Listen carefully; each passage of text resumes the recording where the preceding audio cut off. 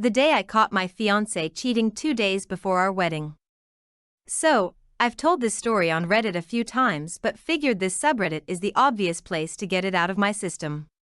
For reference, I'm now 31 EM, but this happened in 2014 when I was 26 and my ex-fiancé was 25, let's call her Barb. We met in college and dated for 3 years prior to our engagement with a wedding date booked by the 4th year. Neither of our parents are well off financially and she was attending grad school, so the financial responsibility fell on me, which totaled $20,000 that was paid in full 4 days prior to the wedding. Leading up to that nightmare of an evening, we had our typical mid-20s relationship issues with bouts of poor communication, excessive drinking on weekends, and an occasional fight over trivial bullshit. Aside from that, we had a great relationship and spent a ton of time together figuring out post-college life and planning for our future. As I said above, the wedding and reception venue cashed my check 4 days before the wedding and the contract stated this was non-refundable. Over 120 guests were confirmed, a couple dozen from out of state, tuxes and bridesmaid dresses were fitted and paid, and everything was falling into place. Now let's get to the inevitable shitstorm of events that you're all interested in before I keep rambling. The night in question was a Friday evening in our new apartment that we'd moved into a few weeks prior, and we decided to have about a dozen friends over to pre-game and head out to the bars in town. Included in this group of friends was my buddy whom I've known since kindergarten, we'll call him Ricky. Barb and I had spent a lot of time with Ricky over the last 3 years and he was definitely one of her favorite one of my pals, which is generally awesome when you're so gets along with people in your social circle.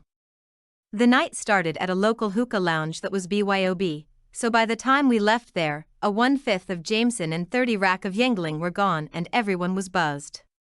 The next 3 hours were spent between 2 to 3 bars that resulted in the entire group devolving into a drunken, belligerent mess. Once the bars closed, most people went home with the exception of myself, Barb, Ricky, and another couple who came back to our apartment for a nightcap. Once back at our place, the couple only lasted another 20 minutes before calling it and making their way home, so I was left with Barb and friggin' Ricky.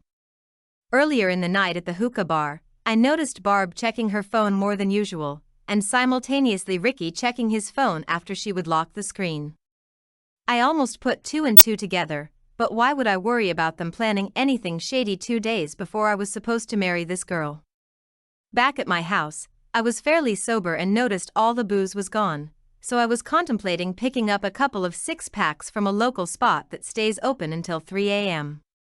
Barb and Ricky were definitely on the liquor and tanked, but there was no reason to suspect anything sketchy would occur if I ran out for 20 minutes. Once in my car and preparing to exit my apartment complex, I got a sinking feeling in my gut that something wasn't right, and it completely freaked me out. So, I called my best bud and he agreed to be picked up and join me on the beer run and accompany me back to the apartment.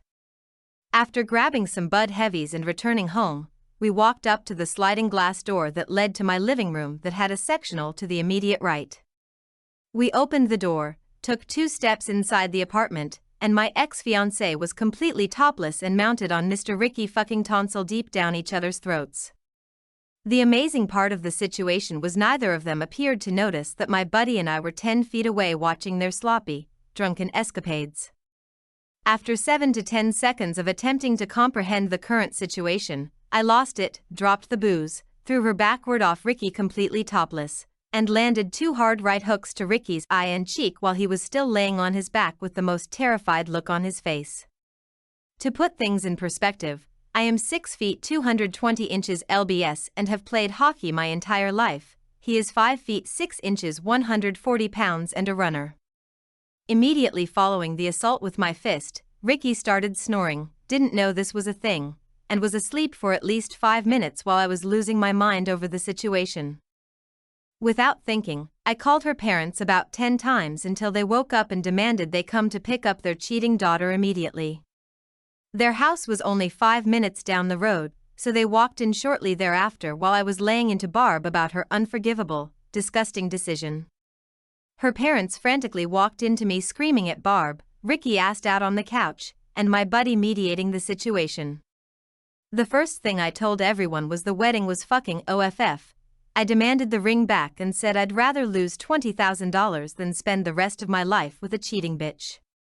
Her parents spent the next 20 minutes attempting to talk me out of it and occasionally defending Barb's actions, saying things like, "Why can't you forgive her?" or "Isn't it too late to cancel the wedding?"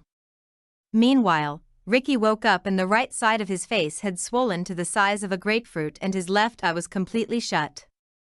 Kicking him out of the apartment was tough because he was too drunk to drive, so I called his brother that was 20 minutes away and spent that time laying into Barb, Ricky, and her parents. Surprisingly, I was able to stay level-headed enough to express my thoughts in such an extreme state of rage. The few times I've been this upset in the past, my brain felt like it was scrambled and I had a hard time condensing and forming my thoughts into logical statements. Not this time.